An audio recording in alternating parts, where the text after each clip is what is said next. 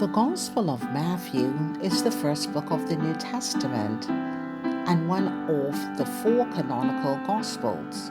The book is written in Koine Greek and is divided into 28 chapters.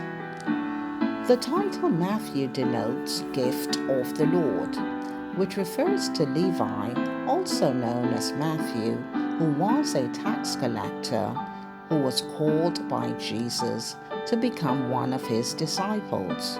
According to Mark's Gospel, Jesus saw Levi sitting at the tax collector's booth and said to him, "Follow me." Levi got up and followed Jesus. He left all that he had.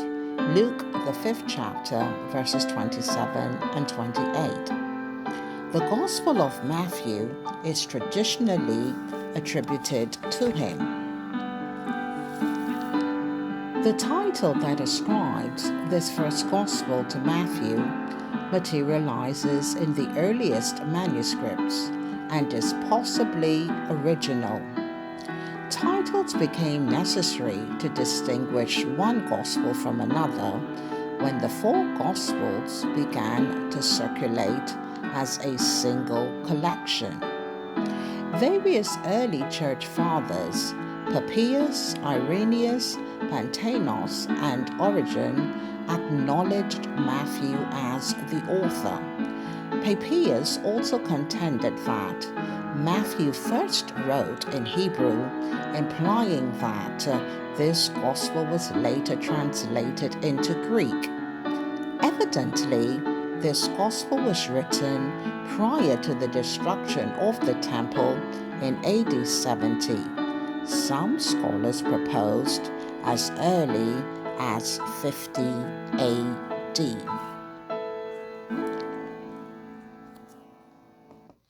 The Gospel of Matthew have been broadly recognized from the beginning as reflecting a form of Jewish Christianity.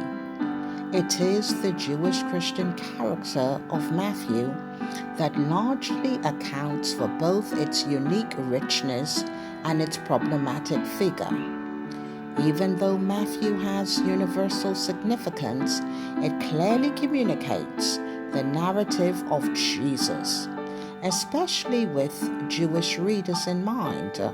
This is distinctly a pivotal key to a correct understanding of the gospel and its theology.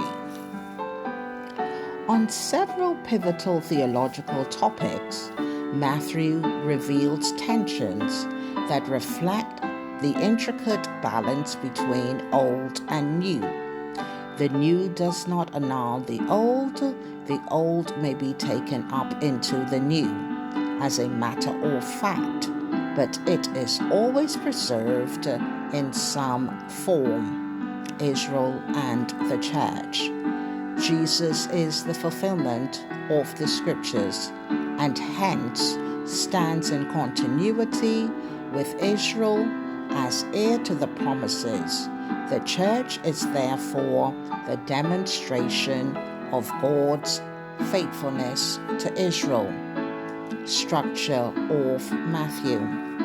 Matthew Gospel is divided into 3 sections.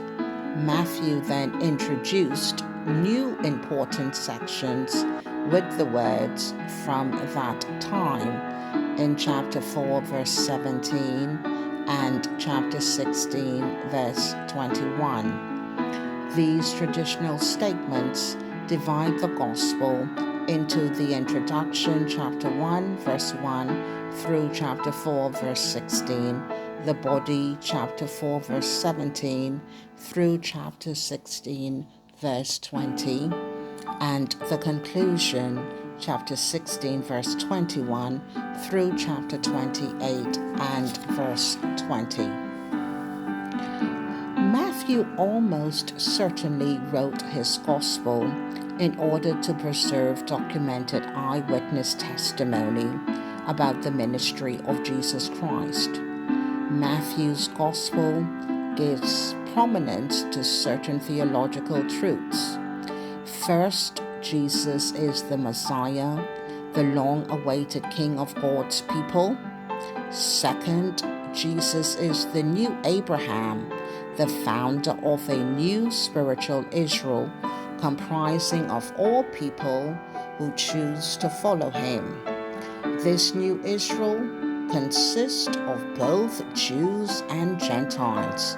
Third, Jesus is the new Moses, the deliverer and instructor of God's people. And lastly, Jesus is the Emmanuel, the virgin-born Son of God, who fulfills the promises of the Old Testament.